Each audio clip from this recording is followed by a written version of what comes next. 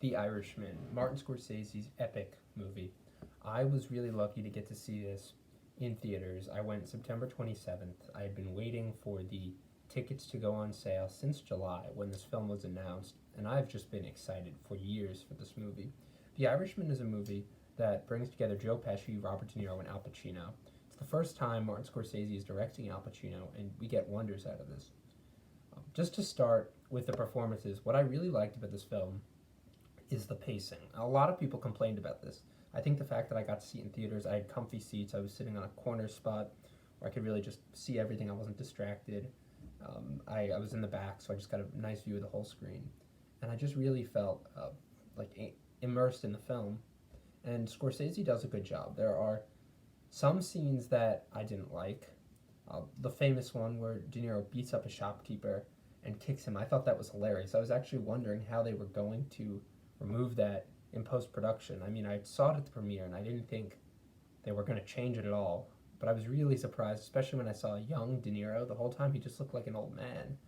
The VFX does not do anything to change the film. I mean, the whole movie is just a bunch of old men sitting around talking, and that's not a problem. It's just that there is nothing really done to make them youthful or add that CGI de-aging that Marvel does, and Marvel does so well. Scorsese recently compared Marvel movies to theme parks, and I think that has launched a lot of criticism. I think it's a very well-made statement because I think a lot of movies are like theme parks, but I think in some ways his film is too just like a regular crime film where some moments and beats are predictable, but other moments aren't.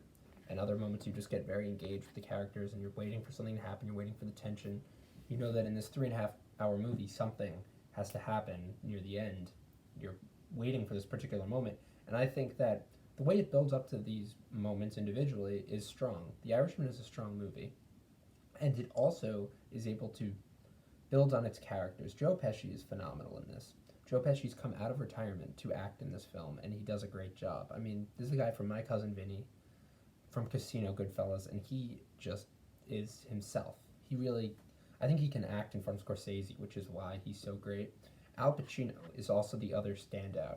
It's funny that Robert De Niro did not get an Oscar nomination for this movie because honestly, he is probably the least dynamic of the two. He has great chemistry with Al Pacino and Pesci, but it's the Al Pacino dynamic and Joe Pesci's smooth, laid-back charisma compared to his earlier, really rowdy, loud characters that brings out this energy in him.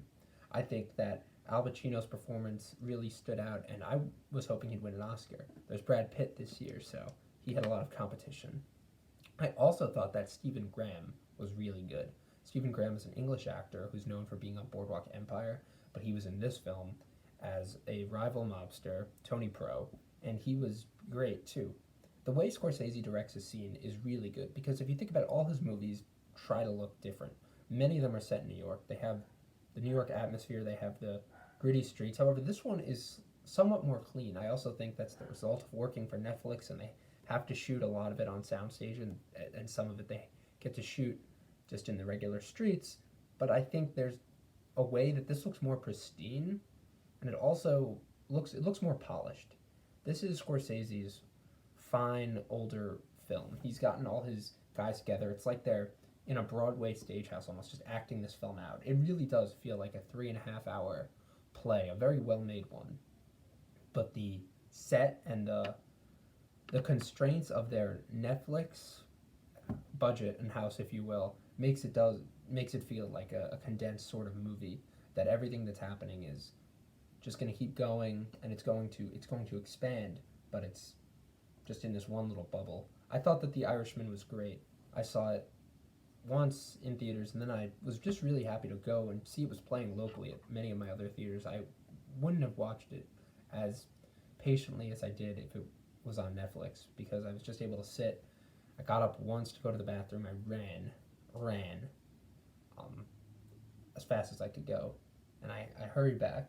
But I really feel like this is an enjoyable film. There are parts of it that are slow. I had a teacher tell me I would rather watch Thor Ragnarok than see The Irishman, and to that I just say, well, then you just watch too many art house movies because The Irishman is fun. It isn't a blast. It isn't going to reinvigorate you the whole time. You're not going to be on the edge of your seat, but it's a very polished movie. It's got great acting. The directing is phenomenal. Costume design, technical stuff, all through the roof. And I think Scorsese's just taking his time with this movie, building a relationship. It's the complete opposite of The Rise of Skywalker. It really cares about its characters. So that's the movie for you. And I hope you like The Irishman. I loved it.